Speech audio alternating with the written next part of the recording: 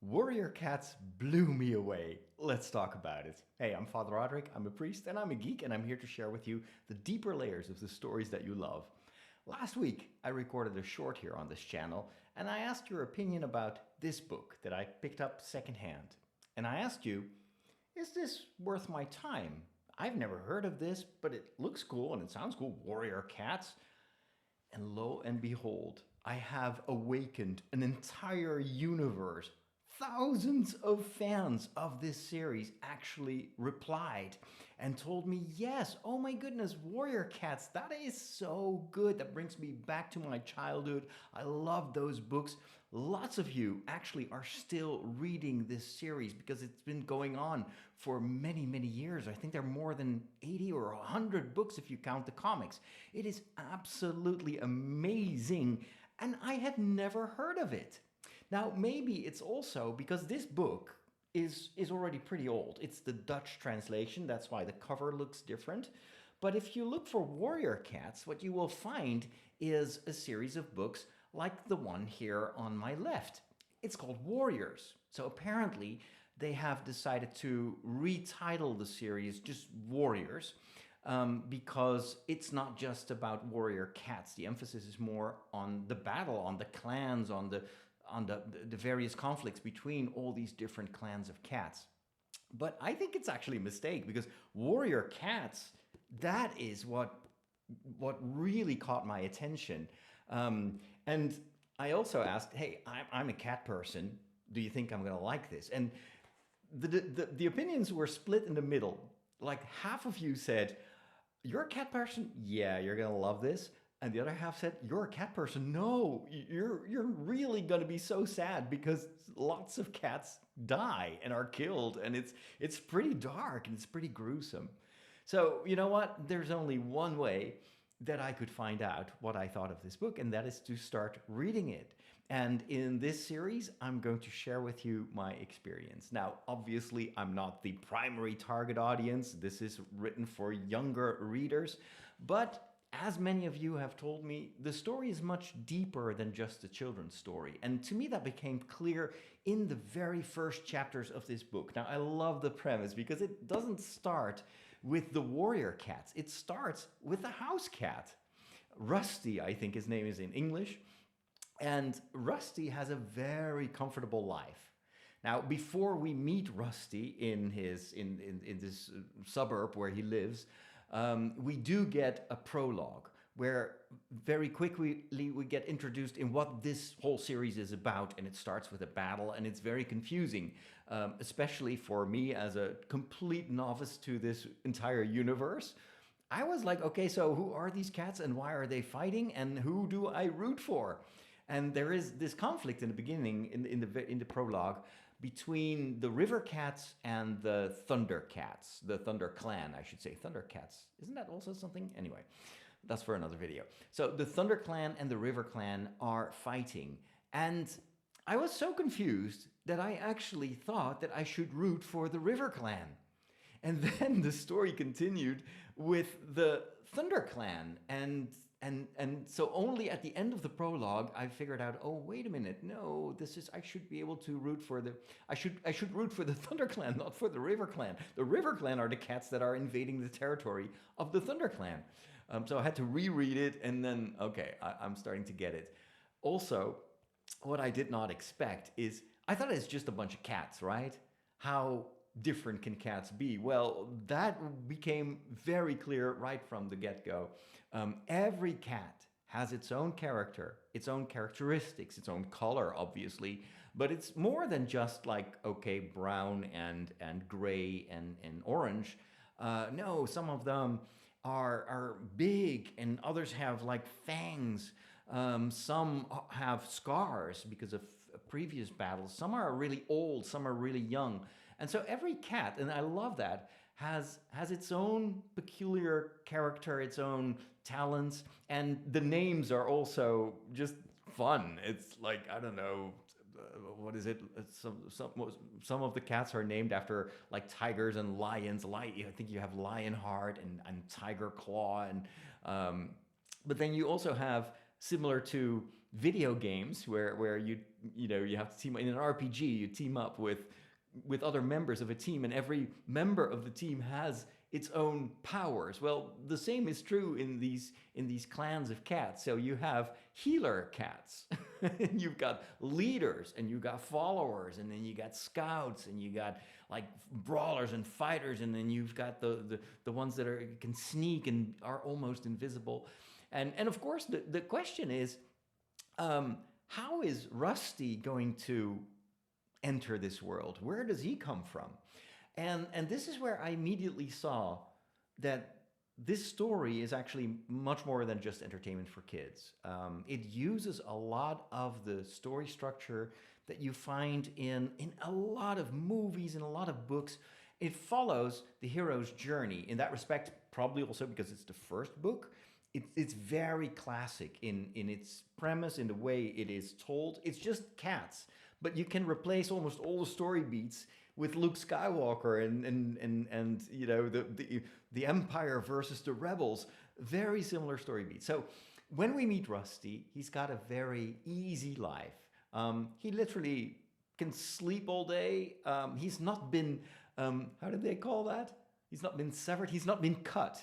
And there's none of the cats actually know what that means. They just know that the cat on the other side of the road, he has been cut, and since then he sleeps all day.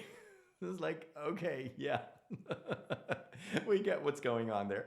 But anyway, but Rusty basically doesn't have to work. He doesn't have to do anything.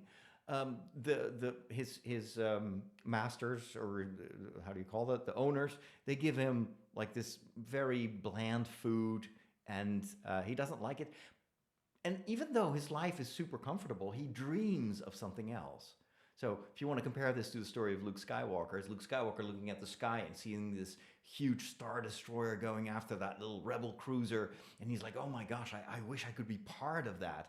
And so in this story, Rusty is dreaming about being out there in the wild and chasing a mouse, and then he wakes up and there is no mouse, and then he realizes, oh my goodness, that even in my dream I could smell the adventure. I could almost taste that mouse, and it was so much better than this bland stuff. And that's kind of the call to adventure, and it happens very, very quickly. Normally in stories, it takes a while for the protagonist, the hero, to go on an adventure, and there might be resistance at first. Here, this book doesn't really wait too long to show us what's going to happen, because very quickly Rusty jumps over the fence and he enters into the wild. There's another cat that is warning him, like, oh, it's dangerous out there and there are monsters and whatnot. But Rusty is like, you know what? I'm just going to explore. And then he gets into a fight with another cat. And he actually doesn't do too badly. He survives, and he is stronger than the other cat thought he would be. And this is how he gets introduced to the whole concept of, you know what, there's a whole clan out there. There's an entire world out there. And now you have to choose. And it's basically the moment in the Matrix where Neo gets presented these two pills, like the red one and the blue one. Either they tell Rusty, you take the blue pill, and you just go back to your owners, and you drink water, and they give you the bland food, but you will be safe. There is no danger, but it will also be boring. Or you take the red pill, and then your life is going to change forever. But there's no turning back. Then we will take you into the wild, hence the title of the book. And that's an entire, but warning, it's very dangerous out there. It's totally different from the life that you are used to. And we are not sure that you're up to the task, which makes the story also kind of a classic story of a nobody who turns into a hero, because that's what I think will happen. And so he chooses adventure, and he follows the cat, and he is introduced to the clan, and it's the clan of the Thunder Clan. And some of the cats that we've seen in the prologue return, and we get to know a little bit more about them. And then immediately we are told this is not just a story about cute kitties. No, because there has been a fight, and one of their warrior cats has been killed. and it was like the lieutenant of the leader. Anyway, there is a lot of distress, a lot of grief over this, and so you see that these cats, um, they have very strong bonds, strong relationships, and they mourn this cat who died in battle, and they honor him, and and then there's even reference to cat heaven, like in the prologue at one point there is a prophecy. Again, very classic story beat, signals that this is a mythological story in a way, because at one point these cats feel the Thunder Clan feels like things are going awry. The River Clan is coming closer and closer. We may be in for a very, very difficult time. And then one of the cats asks, I think the gray cat, like, did the Star Clan speak to you? And then the cat looks up and sees the stars, and there's a falling star, and then there's silence. And then we understand, oh, heaven is talking to this cat. Here, there's a revelation here. There's maybe a prophecy or a promise for the future. And lo and behold, that is exactly what happens. So the cat says, yes, the heavens have spoken to me, and here is the prophecy. Only fire will save us. And then the other cat is like, fire? Cats don't like fire. How can fire save us? But the other cat insists, no, only fire can save us.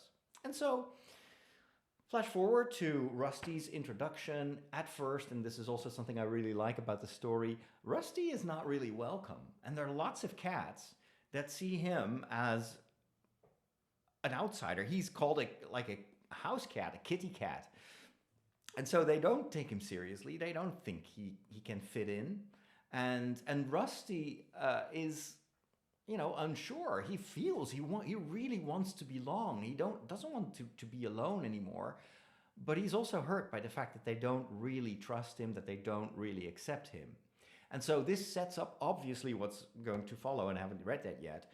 But there are going to be trials in order to prove that he is worthy to be a member of the Thunder Clan.